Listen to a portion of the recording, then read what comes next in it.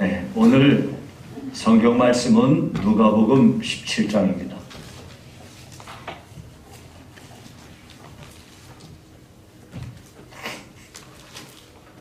누가복음 17장 11절에서 18절 말씀 제가 봉독해 드리겠습니다.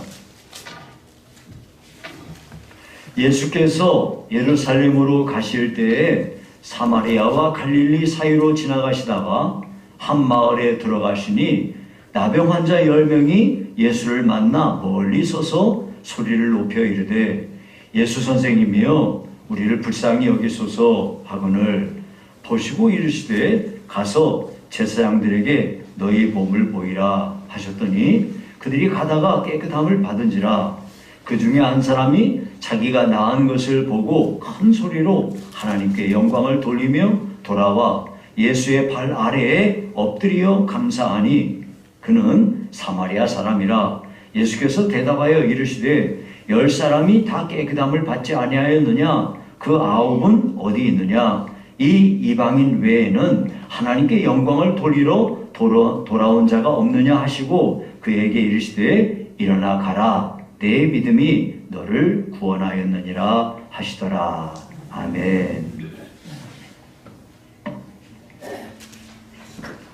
자, 오늘은 감사하는 자가 받는 복이라는 제목으로 말씀을 상고하겠습니다.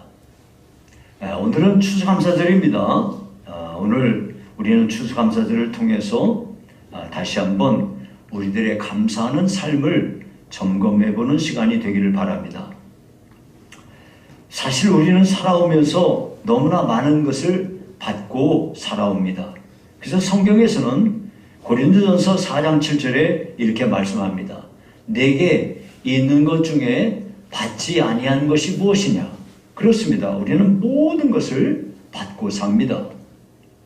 헤아릴 수 없는 하나님의 사랑과 은혜를 우리는 받고 살아가는 겁니다. 그래서 오늘은 특별히 감사하는 자가 받는 복에 대하여 살펴보는 가운데 하나님의 은혜가 우리 모두에게 가득하시기를 간절히 바랍니다. 자, 먼저 첫 번째 감사하는 자가 어떤 복을 받을까요? 감사할 때 구원의 복을 받습니다. 자, 오늘 본문에 보니까 예수님께서 예루살렘으로 가시면서 사마리아와 갈릴리 사이에 있는 그런 한 마을로 지나가시는데 그 마을에서 멀지 않은 곳에 아마도 이 나병 환자들이 모여 사는 곳이 있었나 봐요. 저 멀리에서 10명의 나병 환자가 예수님을 보고 소리를 높여서 이렇게 외쳤습니다. 예수 선생님이여 우리를 불쌍히 여기소서. 이것을 보신 주님께서 그들에게 말씀하셨습니다. 가서 제사장에게 보이라. 자, 여러분, 구약시대에는 오늘날처럼 의료시설이나 의료인들이 잘 갖춰진 게 아니에요. 그래서 제사장들이 나병에 걸렸는지 나병에서 나섰는지 이런 거 진단을 누가 하느냐면 제사장이 하는 거예요. 그래서 제사장에게 너희 몸을 보여라. 그 말은 네 몸이 치료되었으니 나병에서 고쳐졌으니 가서 제사장한테 보여라 그 말이에요. 예. 그런데 너 몸을 보여라고 말했지만 보니 그대로 나병은 그대로 있는데 가서 보이라니까 어리둥절할 거 아니에요? 어리둥절하지만 가서 보이라니까 지금 가는 거예요. 가다가 치료가 되었습니다. 예. 그런데 가다가 이게 치료가 되었으니 얼마나 놀라운 일이겠습니까? 자기 몸에서 막 진물 나고 하던 거 이런 것이 치료가 되었으니 정신없이 얼마나 기쁘겠어요. 날뛰지 않겠습니까? 그래서 대부분의 사람들은 집으로 달려갔을 거예요. 가족들에게 이 사실을 알리기 위해서. 그런데 그들 가운데 한 사람, 사마리아 사람인데 유대인들이 그토록 싫어하는 사람이잖아요. 그런데 그 사람은 하나님의 은혜에 감사하면서 큰 소리로 하나님께 영광을 돌렸다고 그랬어요. 하나님 아버지 감사합니다. 감사합니다. 감사합니다. 그러면서 즉시 자기를 고쳐주신 예수님께로 돌아와서 주님의 발 앞에 엎드려 감사했습니다. 그러자 예수님께서 말씀하셨습니다. 10사람이 거기 17절 18절에 보니까 10사람이 다 깨끗함을 받지 아니하였느냐? 그 9은 어디 있느냐? 이 이방인 외에는 하나님께 영광을 돌리러 돌아온 자가 없느냐 하면서 섭섭한 마음을 보이셨습니다. 예수님께서는 이렇게 감사를 표현한 사람에게 더 큰 은혜를 베푸신 겁니다. 그래서 주님은 그 사마리아 사람에게 말씀하시기를 19절에 보니까 일어나 가라. 19절 일어나 가라. 내 믿음이 너를 구원하였느니라 그랬어요. 자, 이 사마리아 사람은 자기의 나병이 치료된 것이 기쁘고 감사해서 감사로 돌아온 거예요. 그래서 주님 앞에 감사했을 건데 나병이 고침받은 것과는 비교도 할 수 없는 큰 복을 받았는데 그게 뭐냐면 구원의 은총을 받았다는 겁니다. 죄를 용서받고 영원한 저주로부터 구원을 받은 것입니다. 여러분, 나병 걸렸다 죽으면 그냥 끝이에요. 그런데 구원받지 못하고 죽은 사람은 지옥 영원한 형벌에 떨어지는 거 아니겠습니까? 그런데 하나님 앞에 이렇게 자기에게 주어진 일에 대하여 감사했더니 구원의 은총까지 받게 된 것입니다. 여러분, 사람은요, 감사하는 사람에게는 더 큰 감사의 조건들이 생기게 되는 거예요. 감사할 때 여러분이 더 많은 복을 받게 되는 겁니다. 스퍼전 목사님이 이렇게 말했어요. 반딧불을 주신 하나님께 감사하면 별빛을 주시고, 별빛을 주신 하나님께 감사하면 달빛을 주시고, 달빛을 주신 하나님께 감사하면 햇빛을 주시고, 햇빛을 주신 하나님께 감사하면 그 마음속에 영원한 빛을 주실 것이다 그랬어요. 여러분, 작은 일에 감사하는 여러분들이 되기를 바라요. 그런데 여러분, 오늘 세상은 어떻습니까? 점점 감사가 사라지는 세상입니다. 감사합니다 라는 말이 없어요.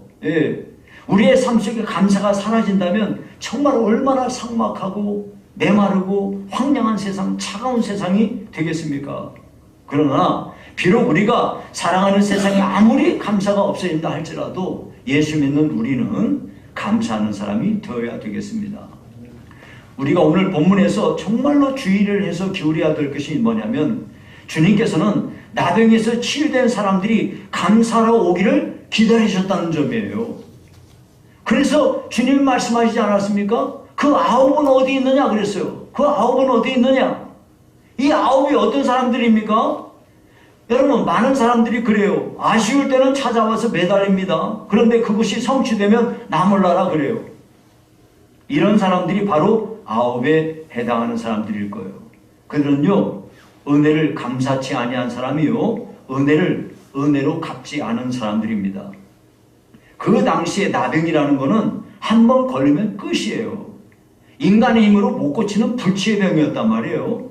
그런 불치의 병이 고쳐졌으니 주님께 감사하는 마음이 왜 없겠어요? 아마 그 9명도 마음속으로 감사했겠죠. 그런데 그들이 감사하는 마음이 아무리 감사하는 마음을 가졌다 할지라도 감사가 행동으로 표현되지 않으면 더 이상 감사가 아니라는 거예요. 행동으로 감사되지 않은 감사는 더 이상 감사가 아니라니까요.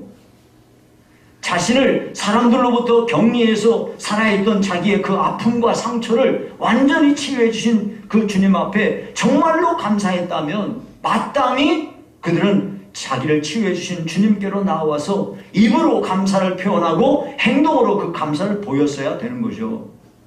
여러분, 여기서 우리가 매우 중요한 사실을 발견하게 됩니다.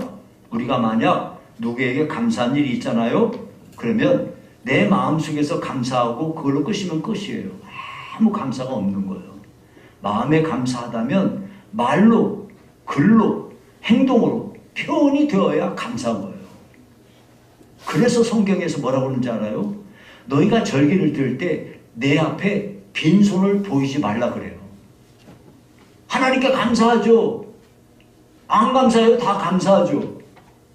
그런데 오늘 여러분들 이 추수감사절 날이에요. 추수감사절 헌금 드리셨어요? 여러분이 마음을 쏟아서 드리셨어야 돼요. 여러분이 감사하다면 마음을 합하여 드리셔야 돼요. 그래야 감사한 거예요. 표현되지 않은 감사는 감사가 아니에요. 여러분들, 우리가 살다 보면 누군가로부터 뭘 받을 수도 있어요. 지극히 작은 것을 받을 때에도 감사하다 그랬으면 감사를 표현하세요. 표현하지 않으면 감사가 아니에요. 오늘 우리가 이 본문을 잘 통해서 알 수가 있겠습니다. 우리 주님은 지금도 우리의 감사를 기다리고 계신 겁니다. 진정한 감사는 반드시 표현되어야 하고 표현되지 않은 감사는 더 이상 감사가 아니구나. 이것을 여러분이 꼭 마음속에 깊이 새기실 수 있기를 바랍니다. 두 번째는 우리가 감사할 때 교만을 물리치게 됩니다. 여러분, 우리가 참 정말 살면서 우리에게 원수가 있는데요. 우리 마음속에 정말 원수가 있어요. 이 원수가 뭔지 알아요? 틈만 나면 교만해지는 거예요.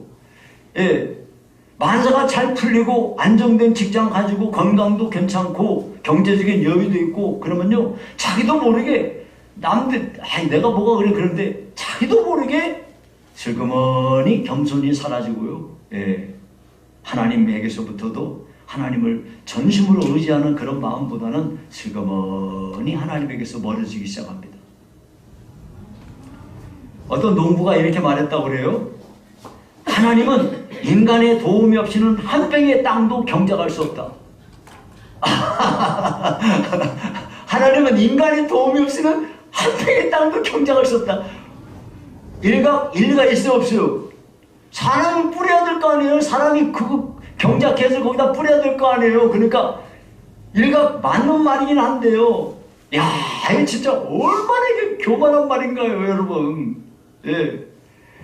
여러분 아셔야 될 게, 내가 이거 땅을 갈고 거기다 씨 뿌렸어도요, 하나님의 도움이 없다면 씨앗도 소용도 없고 땅도 소용도 없고 비도 안 오고 일할 사람 일할 수 있는 힘도 없고 아무짝에도 안 되는 거예요. 하나님이 역사하셔서 사람에게 일할 수 있도록 그래도 하나님이 다 하실 수 있지만은 그 사람을 하나님께서 이렇게 통해서 하나님의 역사에 동참할 수 있는 기회를 주신 것 뿐이지, 뭐 이 농부가 말한 것처럼 사람의 도움이 없으면 하나님이 아무 일도 못한다고? 그런 건 아니에요.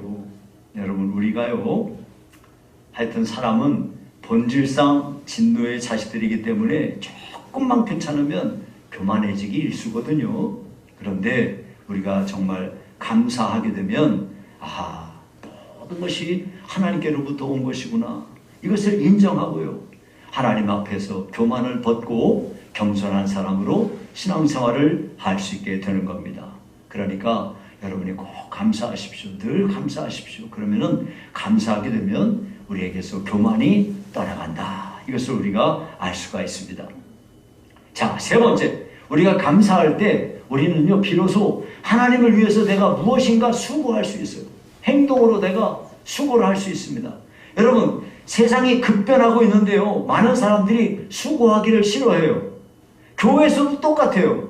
예전에는요, 교회에서 사람들이 교회 나오면은 헌신하는 거는 뭐 그냥 자연스러운 일이에요. 그죠? 여러분들 다 기억하실 거예요. 누구든지 뭐 그렇게 했어요. 저도 교회 처음에 나왔을 때 주일날이면요, 새벽부터 나와서 새벽 기도하고 그날부터 저녁에 한 뭐 10시 반이나 11시나 돼야 집에 가요. 그러면 어디서 그 중간에 뭐 쉬고 했냐? 아니에요.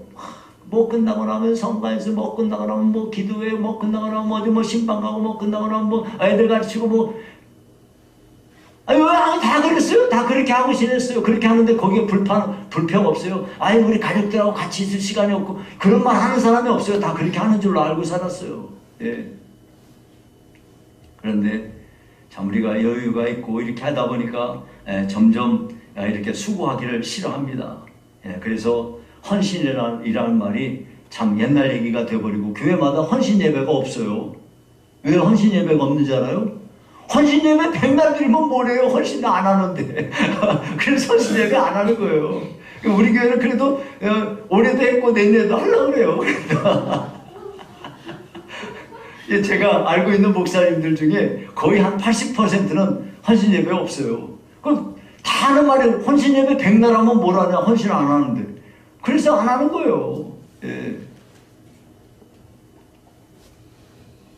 참 가슴 아픈 일인데요.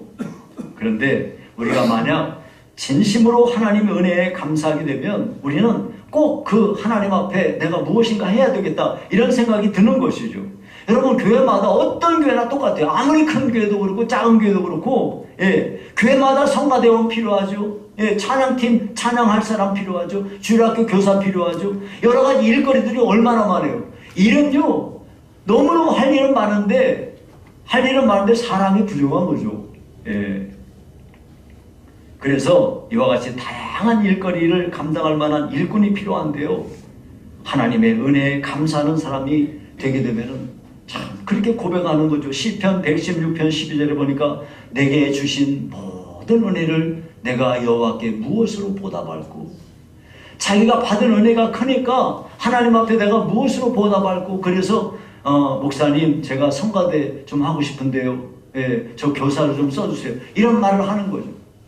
교회에서 내가 뭐 임명을 받으면 참 그것이 귀한 줄로 알고 어떻게든 잘 감당하려고 애쓰게 되는 거죠.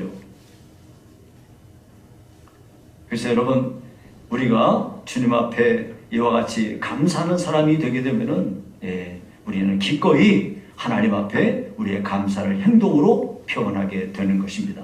그래서 참된 감사는 꼭 이와 같이 행동이 동반되게 되는 거죠. 자, 그 다음 네 번째는요, 감사할 때 우리는 예배의 승리자가 되게 되는 겁니다.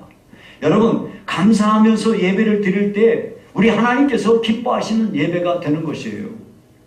정말 실제로 우리가 만약에 감사하는 마음을 가지고 찬송하고, 감사하면서 기도하고, 감사하면서 헌금하고, 감사하면서 여러분들에게 주어진 일에 봉사하시게 되잖아요. 감사하는 마음으로 이 시간 설교 들을 때에도 그런 마음으로 여러분이 설교 들으시잖아요. 그러면 여러분들이 틀림없어요. 은혜 받게 되겠어요. 네. 감사하는 사람에게는요, 은혜가 항상 있는 거예요. 그러나 만약에 감사하는 마음이 없고요, 그냥 습관적으로 교회 오고 어쩔 수 없어서 억지로 교회 오고 그렇게 해서 예배 드리고 하잖아요. 그러면 여러분들에게 하나님께서도 영광도 받지도 않으시고 여러분 자신들도 은혜 못 받게 되는 거예요.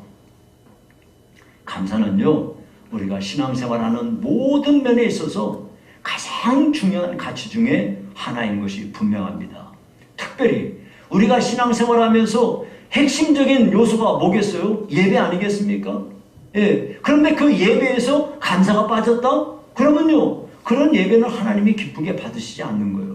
아무리 예배당이 화려하고 뭐 웅장하게 해놓고 파이프 오르간 소리 나고 성가대원들이 거창하게 찬양을 하고 오케스트라가 연주하고 막 이런 걸 할지라도 그 예배를 드리는 사람들 마음속에 감사가 없다? 그러면요, 그거 아무 의미가 없는 거죠. 시편 50편 23절에 이렇게 말했어요. 감사로 제사를 드리는 자가 나를 영화롭게 하나니. 무슨 말입니까? 감사함으로 예배를 드릴 때 하나님이 그것을 통하여 영화롭게, 자기 자신이 하나님을 영화롭게 하는 것이다, 그거예요. 하나님이 기쁘게 받으신다는 거죠. 그러니까 여러분, 예배에는요, 우리가 항상 감사함으로 예배를 드려야 된다 하는 것을 우리가 알 수 있습니다. 자, 여기서 지금 제가 몇 가지만 말씀드렸지만 감사하면서 받는 복은요, 한도 끝도 없이 많아요. 예, 감사하면서 하나님 앞에 어떤 복을 또 받나요? 감사하면요, 병도 치료받아요. 여러분이 잘 아실 거예요. 존 하갈 목사님은요, 목회를 성공적으로 해가지고 성도들에게 존경과 사랑을 받는 목사님이셨대요. 근데 옛날 얘기입니다. 이분이 1950년에 아들이 뇌성마비에 걸리고 만 거예요. 목사님은 목회를 성공적으로 했어도 아들이 뇌성마비에 걸려버렸으니 얼마나 가족들이 말로 다 할 수 없는 고통을 겪었겠습니까? 예, 너무나 중증 환자가 돼버려가지고 일어서지도 못하고 밥도 먹여줘야 되고, 예, 그래서 부모로서 늘 마음속에 무거운 짐을 이 목사님이 갖고 있었는데요. 하루는 아들이 잠자는 침대를 붙들고 이 존 목사님이 눈물을 흘리며 기도했대요. 오 하나님, 아들 때문에 나를 겸손케 하심을 감사합니다. 아들로 인해 고통당하는 이들의 마음을 조금이라도 깨닫게 하심을 감사합니다. 아들로 인해 지체장애아와 정박아를 다시 한번 사랑의 눈길로 볼 수 있음에 감사합니다. 아들로 인해 다른 사람의 상처받은 마음을 볼 수 있는 마음을 주셔서 감사합니다. 그렇게 기도를 한 거예요. 감사 기도를 드린 거죠. 그런데 잠에서 깨어난 아들이 부축을 받지 않고 일어나 버렸대요. 예, 기적이 일어난 거죠. 뇌성마비가 그냥 고쳐져 버린 거예요. 의학적으로 이거 도저히 설명할 수 없는 일이 벌어진 거예요. 존 목사님이 무슨 이 아들 고쳐달라고 말한 것도 아닌데 단지 감사했을 뿐인데 기적이 일어난 거예요. 하나님은요, 이와 같이 감사하는 사람들에게는 기적을 일으키시는 거예요. 그러니까 여러분이 이런 얘기는 어디 이런 얘기뿐이겠어요? 감사함으로 받은 복에 대한 이야기는 굉장히 많습니다. 여러분, 우리가 오늘 추수감사절을 맞이해서 다시 한번 하나님 앞에 우리들의 감사 생활을 돌아보는 귀한 시간이 되기를 바랍니다. 하나님께서는 감사하는 사람에게는 더 좋은 것을 꼭 주시는 분이십니다. 이제 말씀을 맺습니다. 여러분 이번에 추수감사절을 맞이하면서 힘들고 어려운 일을 겪으시는 분들이 있습니까? 감사하시기 바랍니다. 힘들고 어려울 때 대부분의 사람들은 불평하고 원망하고 그리고 근심하고 걱정합니다. 이거는 모든 사람들이 그렇게 합니다. 그런데 우리 예수 믿는 사람은 이 고난이 앞으로 있을 하나님의 영광을 바라볼 수 있는 우리들에게 좋은 계기가 되는 거죠. 고난이 없다면 우리는 절대 겸손하지 못해요. 고난이 있으니까 우리가 겸손해지는 거예요. 고난이 있으니까 비로소 기도하게 되는 거예요. 고난이 있으니까 하나님을 의지하게 되는 거거든요. 그러니까 고난은 우리에게 꼭 필요한 거예요. 여러분이 불평하지 마시고 도리어 이 고난을 붙잡고 하나님 저에게 이 고난 주심을 감사합니다. 이 고난 때문에 내가 교만하지 않게 할 수 있으니 감사합니다. 이 고난 때문에 내가 하나님 의지하고 기도할 수 있으니 감사합니다. 이 고난을 하나님께서 꼭 이기게 하시고 나로 더 좋은 길을 분명히 주실 줄로 제가 믿습니다. 그것을 믿게 하시니 감사합니다 하고 기도하십시오. 네. 여러분들 가운데 낙심에 빠져 있고 병으로 고생하는 사람들 여러분들이 있는 줄로 제가 압니다. 그런데 하나님 아버지 앞에 도리어 감사하시기 바랍니다. 감사하시게 되면 여러분들이 병원에 가서 약 받아가지고 먹는 것 이상으로 더 놀라운 치료제가 될 것입니다. 그러니까 여러분 오늘부터 다시 한번 우리들 삶 속에서 불평과 원망과 걱정, 근심은 예수님의 이름으로 완전히 떨쳐버리시고 감사함으로 하나님 앞에 더욱 영광 돌리는 저와 여러분이 되기를 주의 이름으로 축원합니다. 살아계신 하나님 아버지 감사합니다. 우리들의 삶 속에 하나님 아버지여 하나님으로 말미암아 감사하게 하심을 감사드립니다.